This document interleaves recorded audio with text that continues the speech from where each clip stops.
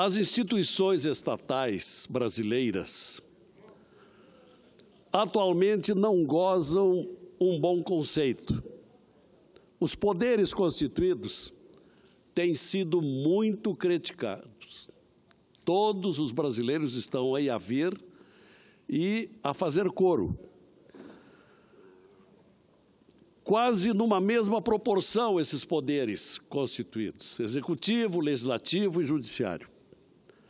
Mas nada mais decepcionante, pelo que tem mostrado a sensibilidade das pessoas com relação às surpresas que tem nos dado o Poder Judiciário, que sempre foi uma esperança de justiça, por sua moderação, seu equilíbrio, a isenção a envolvimentos políticos, etc. Só que isso não tem sido assim. O Judiciário tem dado margem seguidamente a desencantos populares, em generalizadas decisões, e se permitindo centrar aqui no que é mais notório, por exemplo, nas decisões do Supremo Tribunal Federal, que tem liberado delinquentes, escancarados delinquentes em abusos com o dinheiro público.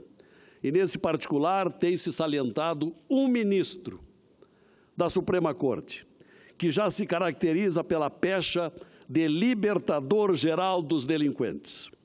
Um julgador que tem se mostrado avesso, por exemplo, à Operação Lava Jato, que tem mostrado verdadeira compulsão para soltar envolvidos, seja também nos escândalos administrativos do Estado do Rio de Janeiro, como no caso do chamado Barão dos Ônibus, de grande repercussão à época, seja na coleção de solturas de presos doleiros, como ainda aconteceu ontem, integrantes desses doleiros que foram do governo Sérgio Cabral, decisão que inclusive despertou a desconformidade do juiz federal Marcelo Bretas, que remeteu uma carta ao ministro afirmando que corrupção não pode ser vista como crime menor.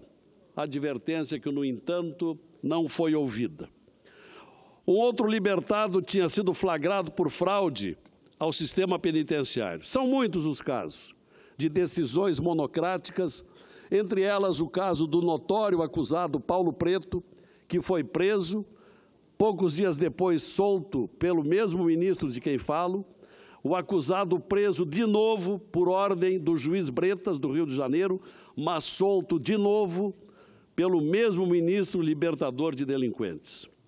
Todos já perceberam que falo do ministro Gilmar Mendes, que até permite um cálculo, qual seja, em 20 dias, Sua Excelência soltou 19 presos, até a semana passada. Pois este mesmo ministro, que foi presidente por 2 anos do Superior Tribunal Eleitoral até o ano passado, quando o Congresso Nacional aprovou uma lei pela realização do voto impresso no pleito de outubro próximo. Senador Lazier. Senador Lazier, eu quero primeiro cumprimentá-lo pelo pronunciamento, especialmente por essa parte que Vossa Excelência está entrando a respeito do voto impresso. Quero lembrar também que os peritos federais estão aliados nessa causa, porque para eles a prova material da segurança de um voto e da lisura de um pleito está exatamente na impressão do voto. Então, temos um grande aliado nessa causa que a sociedade toda quer, que é a impressão do voto. Lamento que a Procuradoria-Geral da República não entenda que isso seja uma quebra de sigilo do voto. Não é nada disso, é apenas a confirmação e ficará dentro de uma impressora guardada para uma eventualidade de ter a prova material se houver uma fraude numa eleição, o que já aconteceu em nosso país. Então, parabéns a Vossa Excelência e aproveito, pedindo desculpas a esta parte breve, para anunciar aqui a presença e a visita que vem conhecer o plenário de representantes da indústria gráfica do nosso Estado e do país. Aqui estão Luiz Carlos Pinheiro, Roque Nochan, Maria Ângela Damoner, Josair Santos Bastos, Bruna Rabelo, Diana Neri, Anderson Nunes, Sérgio Lima e também o Pedro Kleckner fazendo essa visita aqui. Então, muito obrigado ao senhor e dizer que esse setor de gráfico tem muito a ver com a nossa profissão. Como jornalistas que fomos, era tudo que fazíamos, era que era escrever e a impressão daqueles nossos textos. E temos gaúchos aí presentes também. Muito obrigada né? pela gentileza. Cumprimentos a todos e particularmente aos gaúchos, nossos conterrâneos, e muito obrigado pelo seu aditamento. ao meu pronunciamento, que vem em boa hora e reforça. São muitas as entidades e instituições que descreem na lisura das eleições sem o voto impresso. Eu peço ao eminente presidente dos trabalhos que adicione o meu tempo ocupado pela senadora. Como um bom democrata que é, sei que vai fazer isso. Obrigado. Pois Gilmar Mendes, senhores senadores, desde o início da sua gestão no TSE, adotou um posicionamento contra aquela lei, a Lei 13.165 de 2015, uma lei, portanto, que já tem 3 anos, e não adotou providência concreta para instalar o processo preparatório para o voto impresso nas próximas eleições. Nesse meio tempo, fazendo um pouquinho de história, a senhora Procuradora-Geral da República ingressou em juízo, arguindo uma ação direta de inconstitucionalidade da lei do voto impresso, que obriga 100% das impressoras nas 600 mil urnas do Brasil. Pois não é que a relatoria do referido processo acabou recaindo nas mãos do mesmo ministro Gilmar Mendes, o mesmo Gilmar Mendes de posição pré-concebida e conhecida, contrária, desde o seu tempo de presidente do Superior Eleitoral? E nesta condição e encargo, o ministro até agora, ao menos, não se declarou impedido, conforme rege a boa ética do Judiciário. Mesmo decidindo levar o processo ao plenário, o ministro Gilmar será o relator, portanto, vai proferir voto, nesse caso, contra a lei do voto impresso. Ora, tal comportamento importa num assinte à boa prática do Judiciário, particularmente a função jurisdicional do julgador.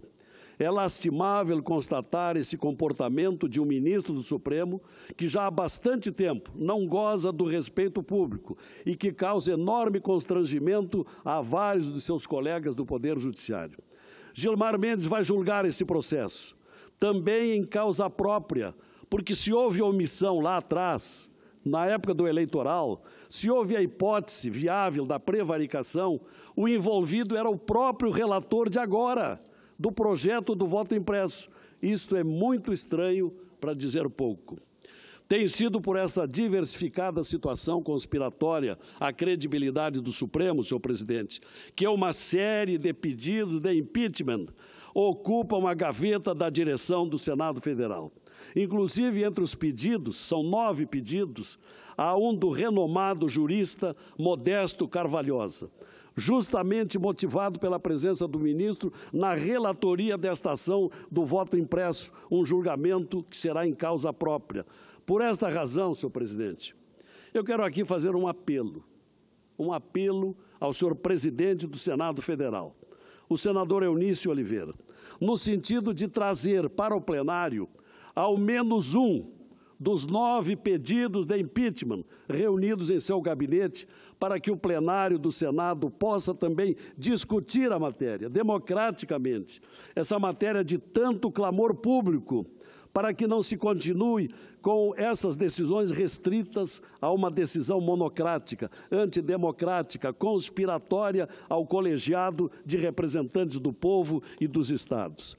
Que seja esta Casa valorizada como instituição legislativa e que está ameaçada de ser descumprida, porque a lei é legítima, a lei do voto impresso, entre os outros tantos casos motivados pelo libertador geral dos delinquentes. Certamente a atitude do presidente do Senado será saudada pela população brasileira, independentemente da votação que venha a alcançar aqui no plenário.